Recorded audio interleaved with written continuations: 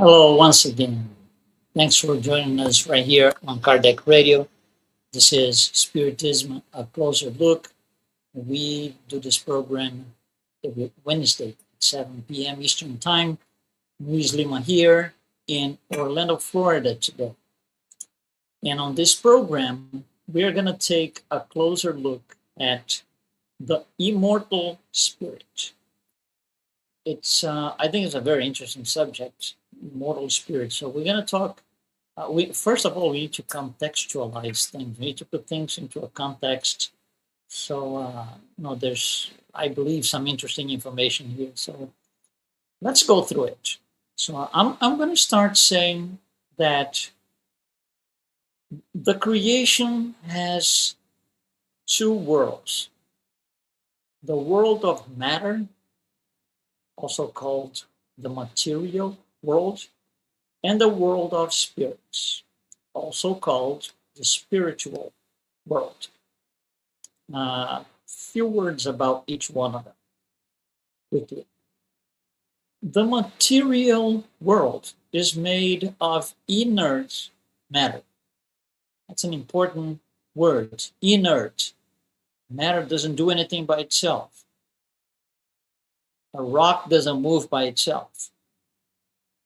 The material world, or the matter that makes it, has no intelligence whatsoever, no intelligent attributes. For example, the entire mineral kingdom, it's only matter. Like I said, rocks don't do anything. They don't move by themselves. They don't get translated by themselves, nothing like this. They don't have the attributes that would allow this to happen, because it would require an intelligence behind it. So the material world is made of matter, inert matter. We as people incarnated here on earth, we perceive the material world with our five senses. That's how we interact and perceive the material world.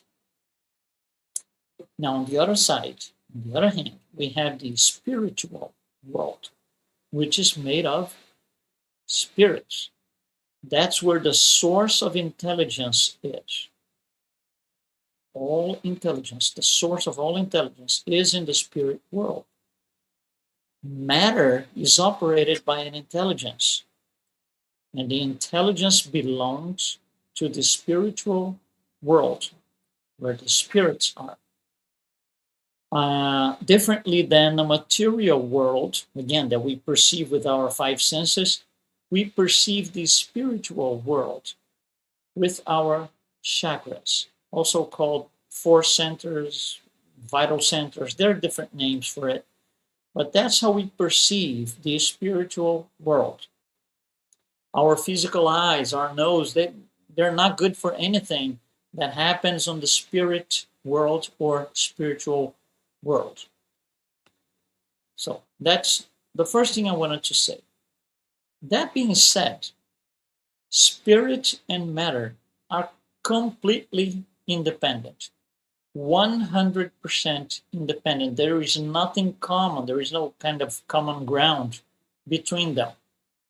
There's nothing in common. Spirits are not made of matter. Spirits are not made of atoms, molecules, leptons, quarks, bosons. No. Spirits don't have any of that. On the other hand, matter does not have intelligence.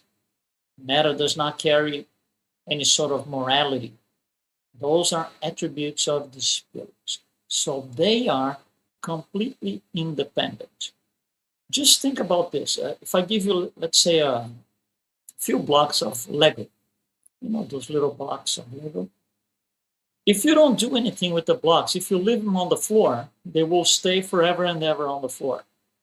For those blocks of Lego become, let's say, a house, some intelligence has to assemble them. So they become a house or a little car or whatever you do it. Matter by itself does not do. One block of Lego does not attach to the other out of accident. There is no such thing. So matter, as we know, is always the same in the sense that, for example, an atom of, say, carbon is the same everywhere, all around the world. Water, which is formed of, atoms of hydrogen and oxygen, water is water everywhere, wherever you go, regardless of where you are. Water is water. It's made of those atoms. 2 atoms of hydrogen, 1 of oxygen.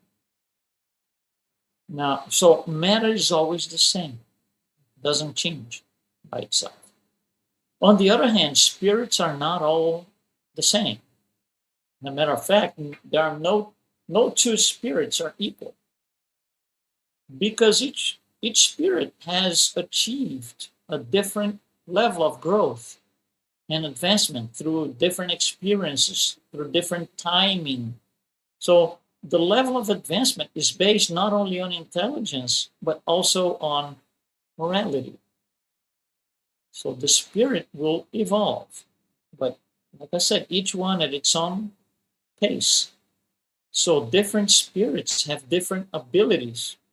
They have had and will have different experiences. So that all of that to kind of put into context spirit. Now here's the other word, immortal. We're talking about the immortal spirits. Okay, so we're going to talk about immortal. Well, immortality, the word immortality, immortal is a qualification, an adjective. Immortality refers to something that has an unending existence. The existence of whatever is immortal never ends. So when you say something is mortal or someone is mortal, it's subject to death. And death here refers to the destruction of the body, in the sense that not only all of its functions, the body's functions, are no longer carried out, but also the physical form will disintegrate over time. Somebody goes,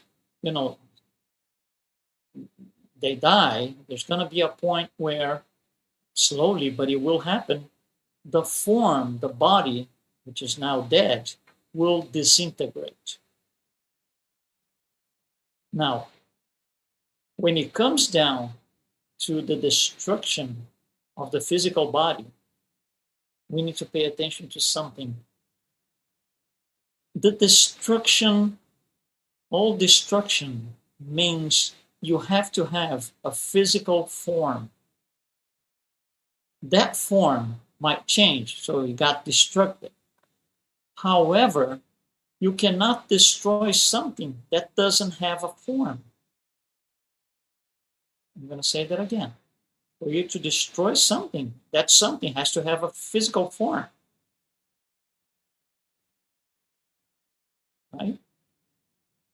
Spirits don't have a form because they are not matter. There is nothing of matter in spirits.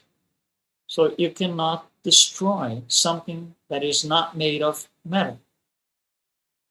You can only destroy something that is made of matter. The form can change in the physical, in the material world. Form can be destroyed, reconstructed. But you can only do this with something that is formed of matter. So you cannot destroy the spirit. You cannot kill the spirit. You can kill a person, meaning the body will die and be destroyed later, disintegrated, not the spirit. So things like killing, destroying, disintegrated, those are the words I used.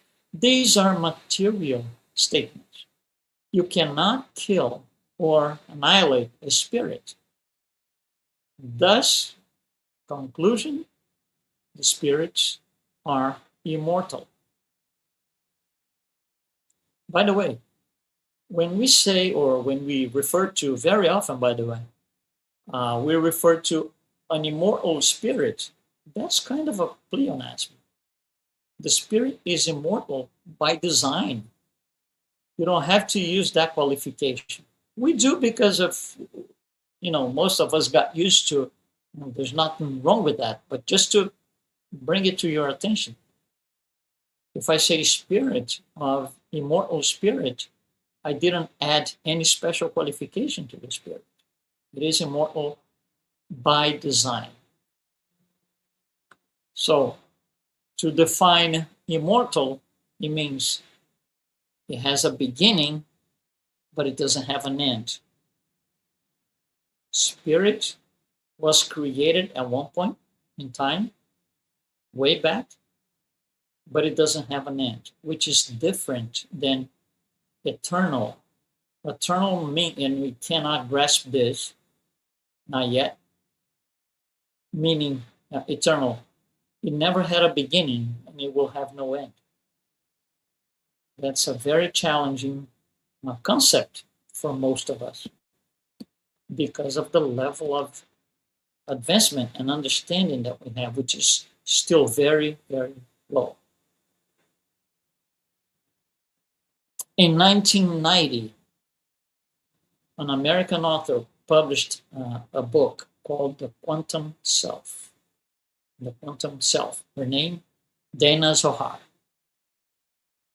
She has a bachelor's degree in physics and philosophy from MIT, and she completed several postgraduate studies in philosophy, religion at Harvard. She's a very well qualified person, and she wrote this book. This is 36 years ago in 1990. Again, the book name is The Quantum Self. It's a book that talk about basically, in very simple and quick words, rethinking our daily life experiences based on the fact that we are all connected. And to explain that, uses new insights from modern physics. New in 1990. Now we know much more. So the book is more than ever very interesting. So that's the approach of the book. We are all connected. We're going to use the new things that we learn in quantum physics to explain that. That's what the book is about. In this book, there is one phrase that kind of, my eyes opened wide when I read this thing. It's just one phrase. This book is written for technical people, for the science world. And I'm going to read the phrase. I'm not going to explain what it is. I'm just going to read, so there's nothing wrong. He said this. It's not really this. I'm not interpreting the phrase. I'm reading to you. Here you go. Quote, at the subatomic level of elementary particles, there is no death in the sense of a permanent loss. End quote. Let's revise this for a second. At the subatomic level of elementary particles. Okay, so elementary particles. For a very long time, we thought, or we accepted, let's put it this way, that the atom was the smallest particle possible. Of course, today the atom is a gigantic particle formed of electrons, protons, neutrons, which are, by the way, formed by other things like bosons, leptons, quarks, and it goes on and on and on. So she's talking about the subatomic levels, meaning these leptons and quarks and bosons and this. And she says, there is no death in the sense that these things are not lost. There's no permanent loss. What exists is transformation. You see, all these particles, subatomic particles, this is all material world. Yes, they can change the form. You can recombine atoms, you can recombine molecules, and so things will change, forms will change. It's the ongoing world that we are part of. But even though there's not a permanent loss, And that is because we were not the ones who created these particles. These particles are created by the Creator.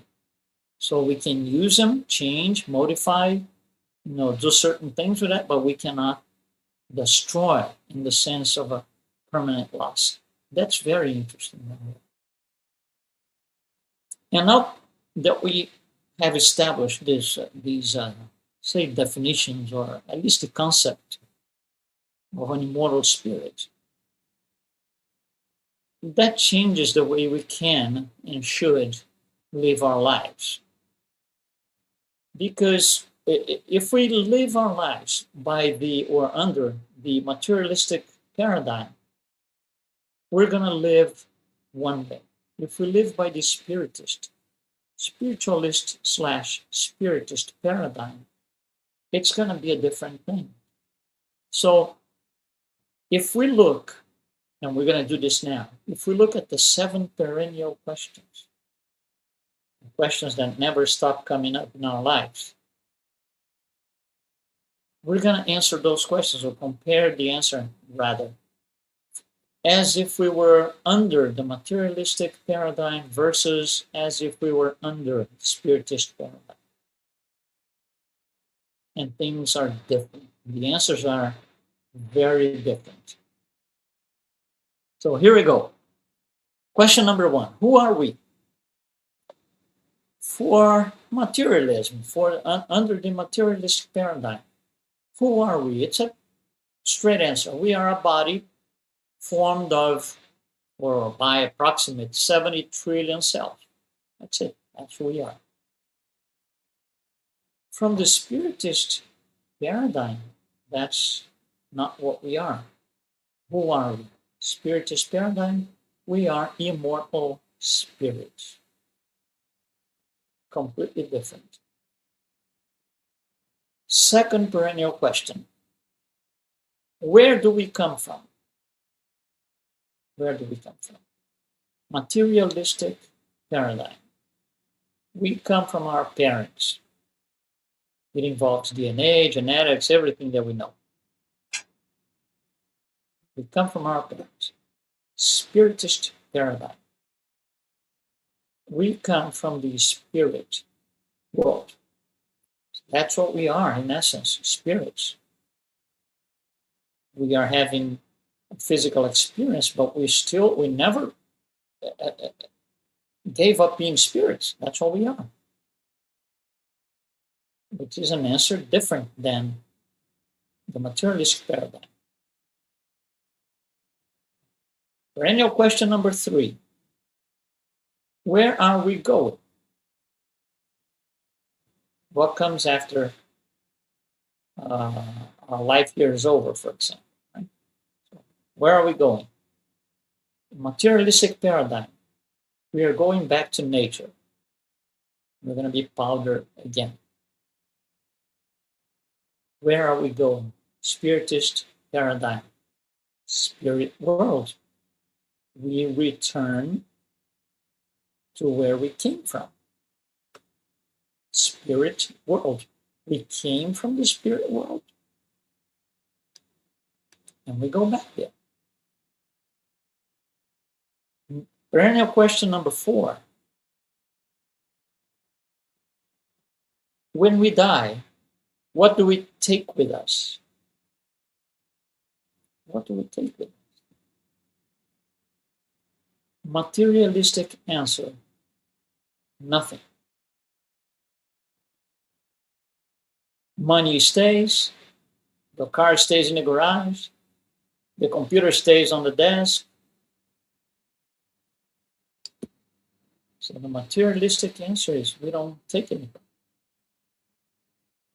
Spiritist paradigm says we take the learning process, our knowledge, acquired knowledge.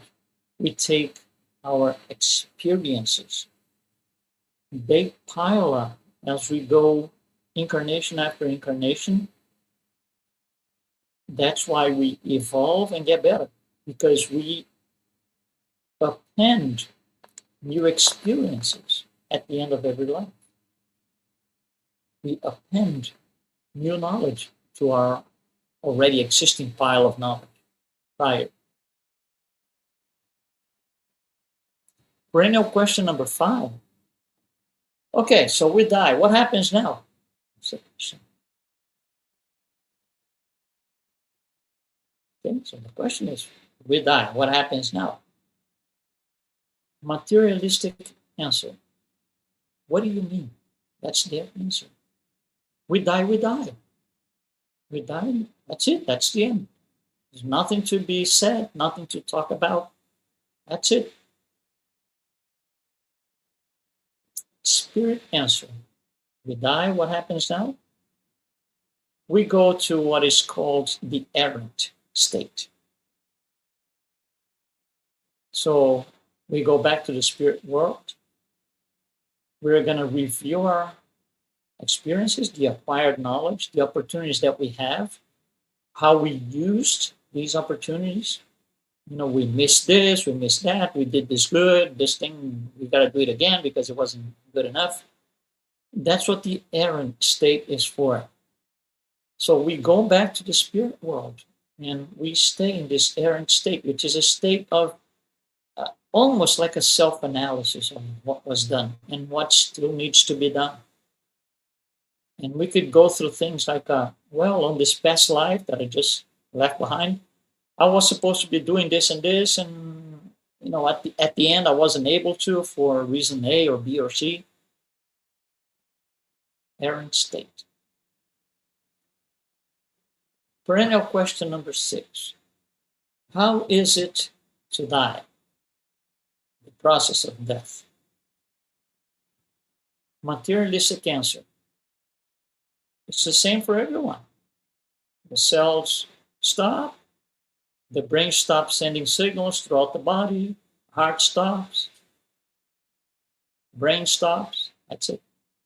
No activity, flatline. That's it. How is it to die? Spiritist answer. It depends on the level of advancement.